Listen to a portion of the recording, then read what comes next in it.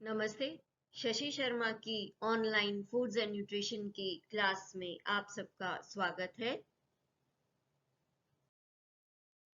आज हम अगले खनिज लवण के बारे में बात करेंगे और यह खनिज लवण है फास्फोरस। इससे पहले हमने कैल्शियम के बारे में विस्तार से जाना था और जैसा कि आपको बताया था कि खनिज लवण को दो भागों में विभक्त किया गया है, मैक्रो मिनरल्स और माइक्रो मिनरल्स। तो कैल्शियम और फास्फोरस जो हैं वो मैक्रो मिनरल्स के अंतर्गत आते हैं, क्योंकि इनकी आवश्यकता हमारे शरीर में अच्छी खासी मात्रा में होती है, जबकि जो माइक्रो मिनरल्स हैं उनकी आवश्यकता इतनी अधिक नहीं होती है। इसलिए आज हम दूसरे एक मैक्रो मिनरल के बारे में या खनिज लवण के बारे में बात करेंगे। उसका नाम है फास्फोरस। तो सबसे पहले जानते हैं कि हमारे शरीर में फास्फोरस कितनी मात्रा में उपस्थित होता है और उसका वितरण किस प्रकार से होता है। हमारे कुल शरीर के भार का लगभग 1% फास्फोरस उपस्थित होता है। यानी जितना शरीर का भार है उसका 1% भार जो होता है वो फास्फोरस का होता है, या उतनी मात्रा में फास्फोरस हमारे शरीर में उपस्थित होता है। फास्फोरस मुख्य रूप से हमारे शरीर में फॉस्फेट के रूप में उपस्थित होता है। फॉस्फेट यानी PO4 जिसे कहा जाता है, उसके रूप में मुख्यतया यह हमारे शरीर में पाया जाता है। और जितना फास्फोरस हमारे शरीर में होता है उसका 90% अस्थियों तथा दांतों में उपस्थित होता है। और जैसा कि हमने कैल्शियम में पढ़ा था कि अस्थियों में जो खनिज लवण होता है या कैल्शियम होता है वो फास्फोरस के साथ मिलकर हाइड्रोक्सी एपेटाइट नामक पदार्थ बनाता है और उसी के रूप में उपस्थित रहता है। तो यहाँ वही चीज रिपीट कर रही हूँ कि फास्फोरस जो है वो हमारे दांतों और अस्थियों में कैल्शियम के साथ संयुक्त रूप से हाइड्रोक्सी एपेटाइट नामक खनिज लवण के रूप में उपस्थित रहता है। तो यह था हमारे शरीर में फास्फोरस का वितरण।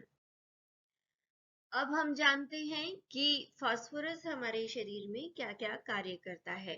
तो सबसे पहला और महत्वपूर्ण कार्य कैल्शियम के साथ में मिलकर यह अस्थियों और दांतों का निर्माण करता है।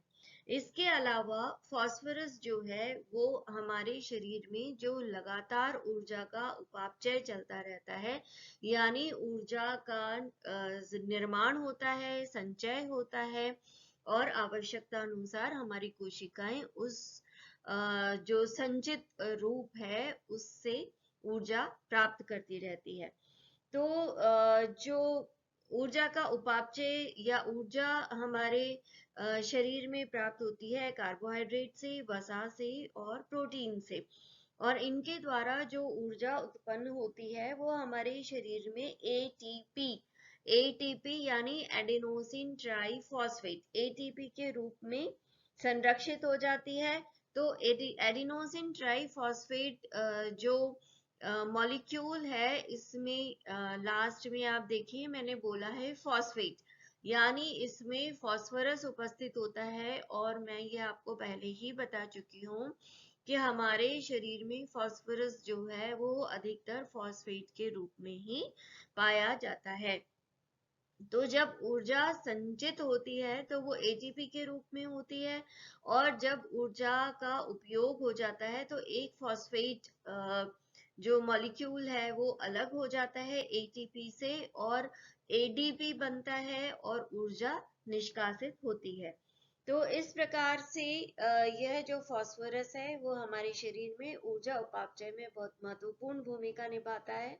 इसके अलावा इलेक्ट्रॉन ट्रांसपोर्ट चेन में काम में आने वाले जो अन्य को फैक्टर्स हैं या सहकारक हैं उनके संरचना में भी आवश्यक अवयव के रूप में ये उपस्थित रहता है। उनमें से कुछ का नाम है NADP, यानी nicotinamide adenine di nucleotide, phosphate, और FMN फ्लेविन मोनो न्यूक्लियोटाइड। तो इसके साथ में जब फास्फोरस अटैच होता है तो ऊर्जा संरक्षित रहती है, और जब इनसे फास्फोरस निकलता है तो ऊर्जा भी मुक्त होती है और हमारे शरीर के काम में ले ली जाती है। इसके अलावा जो इसका तीसरा फंक्शन है वह है पोषक तत्वों के अवशोषण एवं परिवहन में सहायक। ये जो फास्फोरस है वो हमारे शरीर में कई प्रकार के पोषक तत्व जो हैं उनके अवशोषण में मदद करता है, और साथ ही परिसंचरण के तंत्र के द्वारा या रक्त के द्वारा वो हमारे शरीर में इन पोषक तत्वों को एक स्थान से दूसरे स्थान पर भी पहुंचाने में मदद करता है। क्योंकि पोषक तत्वों के साथ में फॉस्फेट जब जुड़ जाता है तभी कई बार जो कोशिका झिल्ली है वो पदार्थों को अपने अंदर आने देती है। आपको ये पता है कि हमारी कोशिका झिल्ली अर्धपारगम्य होती है, यानी सेलेक्टेड जो द्रव्य हैं या पदार्थ हैं उन्हें वो कोशिका के अंदर आने देती है, और कुछ सेलेक्टेड पदार्थ हैं उन्हीं को वो कोशिका से बाहर जाने देती है। तो कोशिका का ये जो पहचान करने का सिस्टम है, अगर किसी पदार्थ के साथ में फॉस्फेट जुड़ा होता है तो कोशिका उसको अंदर आने देती है, और अगर फॉस्फोरस या फॉस्फेट उसके साथ में उपस्थित नहीं होगा तो कोशिका उसको नहीं पहचानती और अपने अंदर नहीं आने देती। इसके अलावा जो वसा होती है वो वैसे जल में अघुलनशील रहती है, परंतु हमारे रक्त के द्वारा यह विभिन्न कोशिकाओं तक पहुंचाई जाती है। इसका कारण ये है कि वसा को उसकी घुलनशील अवस्था में बनाए रखने के लिए जो रक्त में वसा पाई जाती है या वसा के जो अणु पाए जाते हैं उनको अलग अलग रखने के लिए फॉस्फोलिपिड्स के फॉर्म में ये रहते हैं। और फॉस्फोलिपिड का मतलब ये है कि वसा के साथ में फॉस्फोरस के अणु मिल जाते हैं, और इन वसा के जो छोटे छोटे ड्रॉपलेट्स हैं उनको आपस में जुड़कर एक बड़ी बूंद बनाने से रोकते हैं और वसा को घुलनशील अवस्था में बनाए रखने में मदद करते हैं, ताकि वह रक्त परिसंचरण के द्वारा हमारे शरीर में आसानी से उसका स्थानांतरण हो सके, और हमारी जो रक्त की जो नलियां हैं या ब्लड वेसल्स हैं, धमनियां और शिराएं हैं, उनके दीवारों पर वसा चिपकती नहीं है। तो एक मुख्य कार्य फास्फोरस का ये है कि यह वसा को घुलनशील अवस्था में बनाकर रखता है। इसके अलावा जो इसका अगला मुख्य कार्य है कि यह प्रोटीन की जो गतिविधियां होती हैं उनके नियंत्रण के लिए उपयोगी है या उनको नियंत्रित करता है। प्रोटीन जो है या आपने पढ़ा होगा या जाना होगा कि हमारे शरीर में जितने भी प्रकार के एंजाइम्स हैं वे प्रकृति में प्रोटीन ही होते हैं। कोई भी एंजाइम ऐसा नहीं होता जो कि प्रोटीन का नहीं बना होता है। और ये जो कुछ प्रोटीन है या एंजाइम्स हैं ये हमारे शरीर में कोशिका निर्माण के लिए बहुत जरूरी होते हैं। और ये इन एंजाइम्स के लिए कई बार ये एंजाइम जो है वो सुप्त अवस्था में रहते हैं, और आवश्यकता पड़ने पर इनको इनके सक्रिय रूप में लाया जाता है। तो ये एंजाइम्स के जो स्विच है ऑन एंड ऑफ जिस प्रक्रिया के द्वारा होता है उसके लिए फास्फोरस अत्यधिक महत्वपूर्ण कार्य करता है। जब फास्फोरस एंजाइम के साथ में अटैच हो जाता है तो वो ऑन हो जाता है या सक्रिय हो जाता है, और जब फास्फोरस एंजाइम के अणु से अलग हो जाता है तो वो अणु निष्क्रिय अवस्था में रहता है। अब इसका अगला जो कार्य है वो है आवश्यक जो शारीरिक यौगिक हैं उनके अवयव के रूप में यह कार्य करता है।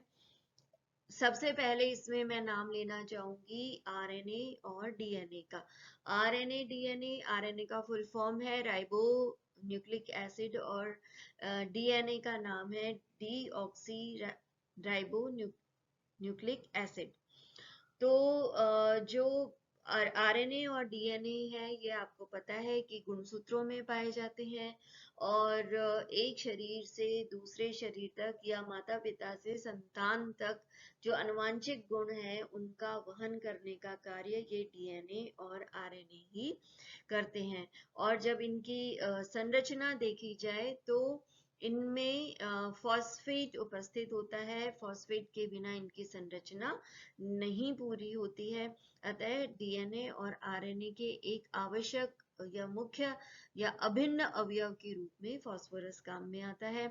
इसके अलावा मैंने आपको ऊर्जा उपापचय में बताया था कि एडिनोसिन ट्राइफॉस्फेट यानी एटीपी, एडिनोसिन डाइफॉस्फेट यानी एडीपी, एनएडीपी, एनएडी, एफएमएन और इन सब के निर्माण के लिए भी फॉस्फेट की आवश्यकता होती है। तो इस प्रकार से यह हमारे शरीर में कई महत्वपूर्ण जो यौगिक हैं उनके अवयव के रूप में उपस्थित होता है। इसके अलावा एक और महत्वपूर्ण कार्य जो कि फास्फोरस हमारे शरीर में करता है वह है अम्ल और क्षार का संतुलन बनाए रखना। हमारे रक्त का जो पीएच लेवल है वो हमेशा बनाए रखा जाता है या उसका जो पीएच है वो बहुत ज्यादा कम या बढ़ने नहीं दिया जाता, नहीं तो व्यक्ति शारीरिक रूप से बीमार हो जाता है। तो अगर हम कुछ ऐसा भोजन कर लेते हैं या कुछ ऐसे तत्व निर्मित होते हैं हमारे शरीर में उपापचयी क्रियाओं के द्वारा जो कि एसिडिक होते हैं यानी अम्लीय होते हैं, तो ये जब रक्त में मिलते हैं तो वे रक्त की अम्लीयता को बढ़ा देते हैं।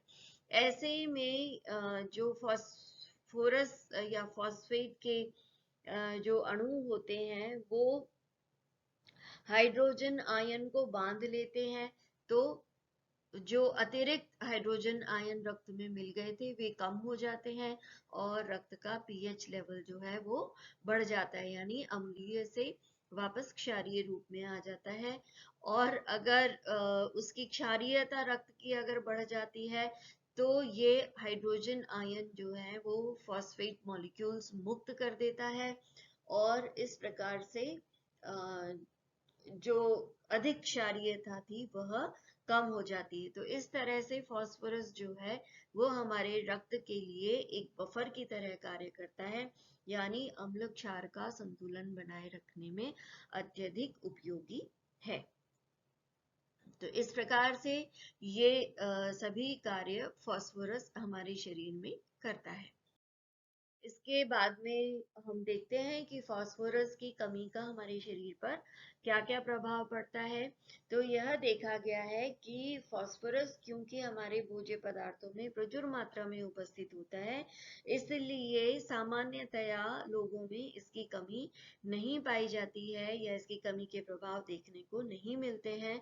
लेकिन कुछ लोग जो कि एंटासिड का सेवन बहुत ज्यादा करते हैं या जिनको एसिडिटी बहुत ज्यादा रहती है, वे अगर एंटासिड बहुत अधिक मात्रा में लेते हैं तो उनको फास्फोरस की कमी हो सकती है और इसके लक्षण जो हैं वो काफी हद तक कैल्शियम या विटामिन डी डेफिशिएंसी के समान होते हैं जिनमें एक है ऑस्टियोमलेशिया। इसके अलावा लोगों में मायोपैथी होना और अगर बच्चों में फास्फोरस की कमी हो जाती है तो वृद्धि का रुकना देखा जाता है।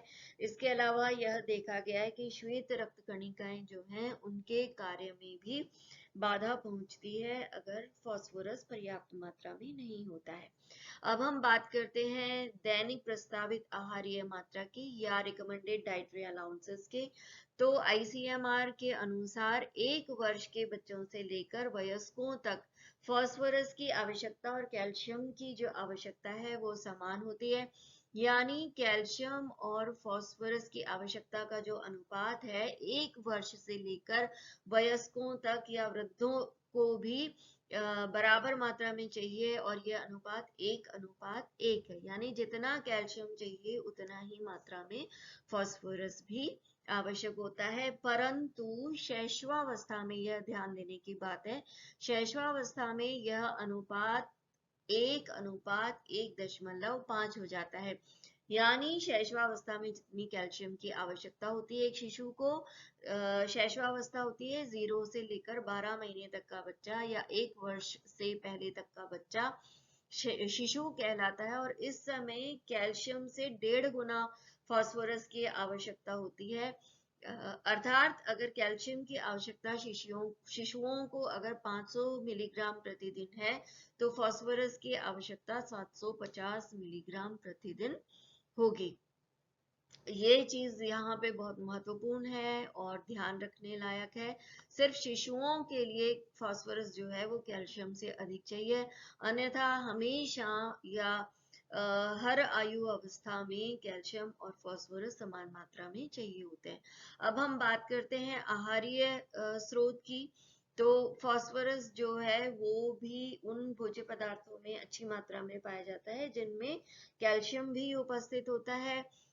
इसके अलावा उदाहरण के लिए जो वसा रहित दूध पाउडर है, या जिसे स्किम्ड